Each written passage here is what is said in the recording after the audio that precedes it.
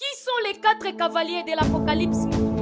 Ce sont les 4 premiers sceaux de l'Apocalypse qui vont décrire les événements qui vont se passer dans la grande tribulation.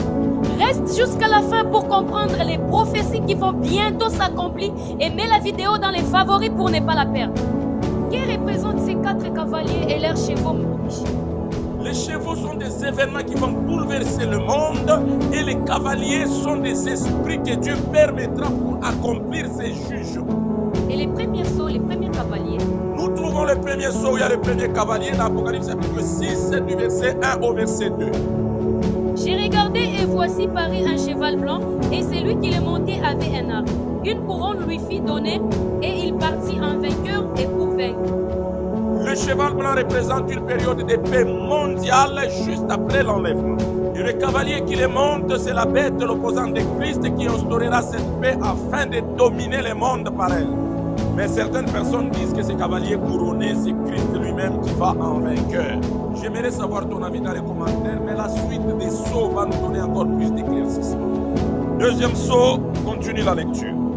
Quand il ouvrit le second sceau, j'entendis le second être vivant qui disait « Viens ». Et il sortit un autre cheval roux, celui qui le montait reçut le pouvoir d'enlever la paix de la terre, afin que les hommes s'égorgeassent les uns les autres, et une grande épée lui fut donnée. Le second cheval représente des grands affrontements mondiaux, lorsque la paix apportée par la bête sera brisée. Déjà des alliances des nations se forment, ce qui nous rappelle les prophéties de Daniel 11. Continue avec la lecture pour le troisième sceau. Quand il ouvrit le troisième sceau, j'entendis le troisième être vivant qui disait « Viens ». J'ai regardé et voici paru un cheval noir. Cheval noir, qu'est-ce qu'il signifie? Continue avec la lecture.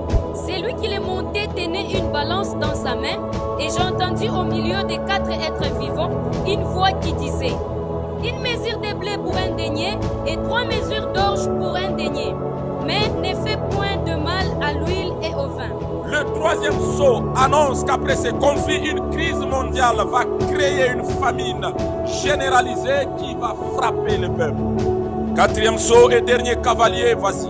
J'ai regardé et voici paru un cheval d'une couleur pâle. Cheval de couleur pâle, qu'est-ce qu'il signifie?